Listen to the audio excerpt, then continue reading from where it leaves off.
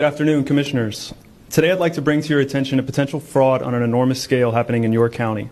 There's now clear evidence of NASA using numerous methods to grossly mislead the public about astronauts being on the International Space Station. During interior ISS scenes from NASA's own live feed, the use of wires, harnesses, green screens, and virtual reality have been detected to achieve the appearance of a weightless environment. Examples of this include astronauts fading in and out of the screen, green screen glitches, grabbing objects that aren't really there, pulling on invisible wires, getting tangled in their harnesses, and even astronauts appearing out of thin air. This begs the obvious question. If they're really up there, why are they using Hollywood techniques to fake the footage? Now, unfortunately, I can't show you these clips in here today, but I will be sending them to you. Outside the International Space Station, during spacewalks, air bubbles have been recorded on numerous occasions. How is it possible for air bubbles to be present in the vacuum of space? I once questioned astronaut Scott Kelly about this phenomenon. His body language and answers only created more questions.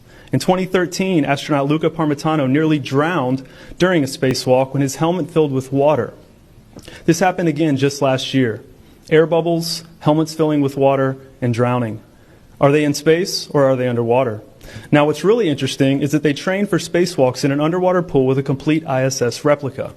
Now, surely they aren't filming these spacewalks in an underwater pool and then editing them to appear if they're in space, because that sure would be something, wouldn't it? I'm calling on the Brevard County Commissioners to open a full investigation into NASA's fraudulent practices and use of taxpayer dollars. It costs NASA $3 billion per year to operate the ISS, and if they don't have a darn good explanation as to why they're faking these videos, I and the public would like a darn good explanation as to where our tax money is going. And if they are indeed faking the funk, it is our duty to expose and eliminate this fraudulent and astronomically wasteful ISS program. And look, I know what you're all thinking. The NASA is part of the federal government, and you're just county commissioners. Even if what I'm saying is true, what can you do?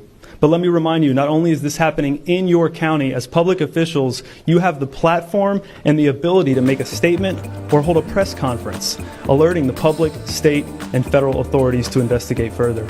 You have the power to start the conversation.